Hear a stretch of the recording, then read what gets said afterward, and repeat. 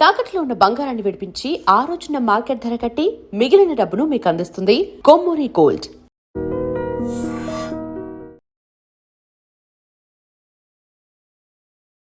నమస్కారం. నేను డాక్టర్ శ్రీనివాస్ చెలిమిల, సంస్కృతి కేరళ ఆయుర్వేద పంచకర్మ క్లినిక్ నుంచి మాట్లాడుతున్నాను.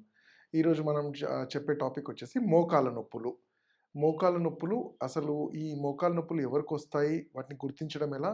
వాటి చికిత్సా పద్ధతులు, వీటి గురించి తెలుసుకుందాము. ముందుగా మనం చూసుకుంటే మోకాళ్ళు అంటేనే మన శరీరాన్ని ధారణ చేసేవి. అంటే మన నడకకి కానియండి, మన యాక్టివిటీస్, మన ఏదైనా వర్క్ చేయాలన్నా మనం ఈ మోకాళ్ళ మీదే ఆధారపడతాం. సో, మన బాడీ ధారణ అని చెప్పాను కదా! అంటే మొత్తం బాడీ వెయిట్ అంతా కూడా ఈ జాయింట్స్ మీదే ఎక్కువగా ఉంటుంది. సో, మరి అలాంటి మోకాళ్ళు దెబ్బతింటే వాటికొచ్చే ఇబ్బందులేంటి? వాటిని మనం ఎలా పరిష్కరించుకోవాలో తెలుసుకుందాం. మీరు చూసుకుంటే అసలు మోకాళ్ళు అంటే దాని అనాటమికల్ స్ట్రక్చర్ చూసుకుంటే ఏంటంటే, ఇవి 2 బోన్స్ మధ్యలో ఉండే జాయింట్. దీన్నే నీ జాయింట్‌గా కూడా మనం పిలుస్తుంటాము. మరి ఈ నీ జాయింట్‌లో అరుగుదల అంటే 2 ఎముకలు కలిక దగ్గర ఉండే సంధిని దాన్ని జాయింట్ అంటాము. ఆ జాయింట్ దగ్గరొచ్చే వాపు, దాని దగ్గరొచ్చే డీజనరేషన్ వల్ల ఏమవుతుందంటే అక్కడుండే కండరాలు, నరాలు కూడా దెబ్బతిని ఎముక అనేది అరగటం స్టార్ట్ అవుతుంది. మరి ఎముక అరగటం వల్ల సాఫ్ట్‌నెస్ అవ్వటం వల్ల ఏమవుతుంది? అక్కడుండే ల్యూబ్రికేషన్ ఏదైతే మనకి మూవ్‌మెంట్ కోసం ఫ్రీగా ఉండేది. లైక్ జెల్ అంటాము. లేదంటే మనకి సైనల్ ఫ్లూయిడ్స్ అంటాము. ఈ లిక్విడ్స్ సెమీ ఆయిలీగా ఉండి మన మూవ్‌మెంట్‌ని ఫ్రిక్షన్ లేకుండా సాఫీగా సాగడానికి హెల్ప్ అవుతుంది. మరి అలాంటి జాయింట్‌లో అరిగిపోయి అవన్నీ డీజనరేట్ అయినప్పుడు నడవటానికి కూడా ఇబ్బంది అవ్వటము. నడిచినా దీనికి గుర్తించే లక్షణాలు కూడా ఏంటి? నడుస్తున్నప్పుడు సౌండ్స్ లాంటిది. కూర్చొని లేస్తున్నప్పుడు కాళ్ళల్లో క్రిప్లింగ్ సౌండ్స్ అంటాము. అంటే క్రిపిటస్ లాగా సౌండ్స్ రావటము.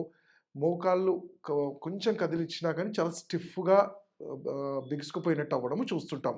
అండ్ మేజర్‌గా ఏంటి అంటే ఇది ఒక age related problem. 45, 50 years cross అయిన వాళ్ళలో జనరల్‌గా చూస్తుంటాము. బట్ అలానే దీంట్లో చాలా రకాల వాత వ్యాధుల్లో, సంధివాత వ్యాధుల్లో చాలా ఉంటాయి. అదే ఆస్టియో ఆర్థరైటిస్ ఆఫ్ నీస్ అంటాము.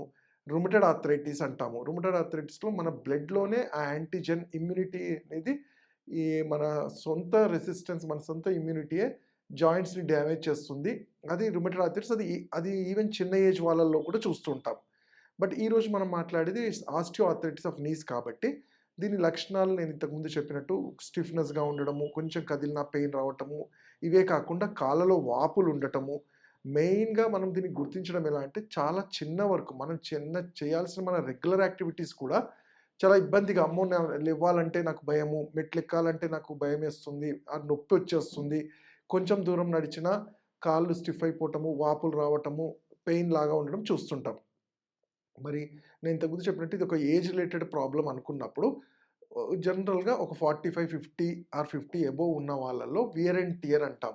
నేచురల్‌గానే బాడీలో డీజనరేషన్ జరిగి అరుగుతుంటాయి. కానీ కొందరిలో ఓవర్ యాక్టివ్‌గా ఉండడం అంటే చాలా అదే పనిగా మెట్లెక్కడాలు, దిగడాలు, ఎక్కువసేపు నిలబడి ఉండే వాళ్ళలో కానియండి, ఆర్ ఎస్పెషల్లీ టీనేజర్స్‌లో గూడా కొన్ని కొన్ని సార్లు చూస్తుంటాం. టీనేజ్ నుంచి అంటే ఒక ఏజ్‌లో కూడా హై హీల్స్, ఎస్పెషల్లీ ఆడవాళ్ళలో హై హీల్స్ యూజ్ చేయటం వల్ల ఏంటంటే, మన కండరం మీద back side of the knee joint, popliteal joint అంటాము.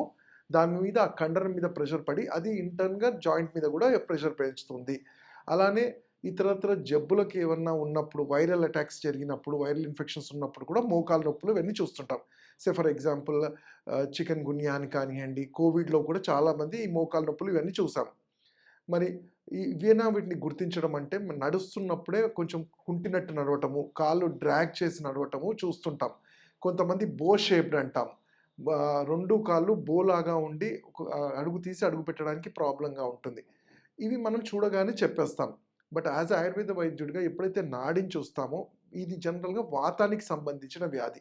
వాతం అంటే ఏంటి? శరీరంలో డ్రైనెస్ పెరిగిపోయినప్పుడు జాయింట్స్‌లో ఉండాల్సిన ఈ మ్యూకస్ లాంటిది, సైనోవియల్ ఫ్లూయిడ్స్ అన్నీ కూడా డ్రై అప్ అయిపోయి ఎముకకి రాసుకొని అక్కడుండే కార్టిలేజ్ పేపర్ లాంటిది రప్చర్ అవ్వడం చూస్తూ ఉంటాం. ఇది రప్చర్ అయినప్పుడు 2 ఎముకలు ఒకదానితో ఒకటి రాపిడికి గురయ్యి చాలా పెయిన్‌ఫుల్‌గా ఉంటుంది. కొన్నిసార్లు మంటగా ఉంటుంది. స్వెల్లింగ్స్ కూడా ఉంటాయి. ఇవి గుర్తించడం ఇవే కాకుండా మనకి ఇంకా అక్యురేట్‌గా తెలియాలి అనుకుంటే మనకి లేటెస్ట్‌గా ఉన్న మన ఎక్స్‌రేస్ అంటాము. ఎక్స్‌రేస్ చూసినప్పుడు డీజనరేషన్ 1, 2, 3 ఏ స్టేజ్‌లో ఉందని తెలుసుకుంటాం. అయితే జనరల్‌గా కామన్‌గా అడిగే క్వెషన్ కామన్‌గా మా దగ్గరికి వచ్చే పేషెంట్స్ ఏంటంటే అది చాలా అరిగిపోయి ఎంఆర్ఐ గాని, ఎక్స్‌రే తీసి డాక్టర్ గారు ఇప్పుడు అరిగిపోయాయన్నారు. ఆపరేషన్ చేసుకోవాలి అంటున్నారు అంటారు. అంటే మీకొక్కటే మీకు ఇక్కడ అవేర్ చేయాల్సిందేంటంటే, ఒక ఎముక అరగాలంటే అది 3-4 సంవత్సరాలు పడుతుంది. మీరు ఎక్స్‌రే తీసిన రోజో, ఎంఆర్ఐ తీసిన రోజో, లేకపోతే మీకు నొప్పొచ్చిన రోజో అది అరగదు. జనరల్‌గా మన బాడీ చాలా సింప్టమ్స్ చెప్తుంటుంది. నేను ఇంతకుముందు చెప్పినట్టే దీనికి కారణాలైన అధిక బరువు కానియండి, శరీరంలో కాల్షియము, మినరల్స్, ప్రోటీన్స్, ఇతరత్ర న్యూట్రియంట్స్ ఏవైతే డి3 కానీ ఇవన్నీ తగ్గిపోవటము, అధిక బరువు, ఇతరత్ర హార్మోనల్ ప్రాబ్లమ్స్ వల్ల కూడా థైరాయిడ్ కానియండి, ఇలాంటి కండిషన్స్‌లో కూడా ఎముకల్లో ఉండాల్సిన కాల్షియం తగ్గిపోయి ఆస్టోపోరోటిక్‌గా కూడా తయారవుతుంటాయి. డొల్లలాగా అవుతుంటాయి. ఈ అన్ని కండిషన్స్ వల్ల ఎముకల మీద ప్రెషర్ పెరిగి అవి అరుగుతూ ఉంటాయి. అయితే మనకవి అదే చెప్పేది సడెన్‌గా జరగదు. ఇది మన లైఫ్ స్టైల్‌లో మనం అలానే అంటే నేను సరిగ్గా టైంకి తీసుకోకపోవడము, ఫుడ్ తీసుకోకపోవడం, పాలు కానియండి, పెరుగు కానియండి, వెజిటేరియన్స్, నాన్ వెజిటేరియన్స్ అయితే ఎగ్స్ లాంటివి, ప్రోటీన్ రిచ్ ఈ డైట్ ఇవన్నీ స్కిప్ చేసుకుంటూ అదే పనిగా స్ట్రెస్‌ఫుల్‌గా ఉండడం. అంటే స్ట్రెస్‌ఫుల్ అంటే మెట్లు ఎక్కడాలు, దిగడాలు, ఎక్కువసేపు నిలబడ్డాలు, అధిక బరువు అయితే డెఫినెట్‌లీ ఉంటుంది. అలానే మన బాడీ మెటబాలిజాన్ని కరెక్షన్ లేకుండా కొన్నిసార్లు కాన్‌స్టిపేషన్ ఇలాంటి కండిషన్స్‌లో కూడా ఎముకలు అనేది వాటికి కావాల్సిన పోషణ తీసుకోలేవు. సో, ఇవన్నీ మనకి చాలా సింప్టమ్స్‌గా చెప్తుంది. సింపుల్‌గా నేను ఇంతకుముందు చెప్పినట్టే సింప్టమ్ ఒకటే. మనం చేసే పని ఇబ్బంది జరుగుతుంది. అంటే చిన్న వర్క్స్ కూడా మోకాళ్ళు నాతో సహకరించట్లేదు, పెయిన్స్ వస్తున్నాయి అన్నప్పుడే మనం అర్థం చేసుకోవాలి. నొప్పి అనేది లాస్ట్ సింప్టమ్. మన శరీరం భరించగలిగినంత భరించి దాంతో అవ్వట్లేదన్నప్పుడే అది నొప్పిగా బయటపడుతుంది. అప్పుడు కూడా మనం కేర్ తీసుకోకపోతేనే అరగటము, అరిగిన తర్వాత సర్జరీగా వెళ్ళడం చూస్తుంటాం. సో, నేను దీనికి చెప్పొచ్చేది ఏంటంటే, ఎప్పుడైతే మనము నార్మల్ సింప్టమ్స్ గుర్తిస్తామో, అంటే పెయిన్‌గా పొద్దున్న లేస్తున్నప్పుడు స్టిఫ్‌నెస్ అనిపించడము, కాళ్ళు బరువుగా అనిపించడము, లేక నిజంగానే అధిక బరువు ఉన్నప్పుడు వీళ్ళకి ఛాన్సెస్ ఉన్నాయి ఎముకల మీద నీ జాయింట్స్ మీద ప్రెషర్ పడుతుంది కాబట్టి, ఒక ఆయుర్వేద వైద్యుడిని కలిసినప్పుడు మామూలుగా అసలు మీ నాడిని బట్టి మీరు వాత పైత్య కఫాల్లో వాత శరీరం వాళ్ళవైతే వీళ్ళు అరుగుదల ఎక్కువగా ఉండే ఛాన్సెస్ ఉంటాయి కాబట్టి, దానికి తగ్గ డైట్ పథ్యాలు చెప్తుంటాం. సరే ఇవన్నీ కాదు, అరిగాయి. నెక్స్ట్ ఏంటి? ఆయుర్వేదంలో మనం ఏం చేయగలుగుతాము? అరిగిన వాటిని మనము బోన్ రీజనరేట్ చేయలేకపోవచ్చు. కానీ అరగకుండా, వరస్ట్ కాకుండా, ఇంకా డిటోరియేట్ కాకుండా మనం డెఫినెట్‌లీ ఆయుర్వేదంలో దీనికి ట్రీట్మెంట్స్ ఇవ్వగలుగుతాం. అండ్ ప్రతి అరిగిన ఎముకకి సర్జరీ ఒకటే ఆప్షన్ కాదు. తప్పదనుకుంటే ఎవరమైనా అదే చెప్తాం. కానీ మనం చేసుకునే ట్రీట్మెంట్స్ వల్ల వీటిని పెయిన్ మేనేజ్‌మెంట్ ఈ చికిత్సల వల్ల ఎముకలు అరగకుండా, మన లైఫ్ స్టైల్ దెబ్బతినకుండా మన పనులు మనం చేసుకోవడానికి ఆయుర్వేదం చాలా చక్కటి చికిత్సలు. లైక్ పంచకర్మల్లో చేసే పూర్వకర్మాస్, జానుబస్తి అంటాం.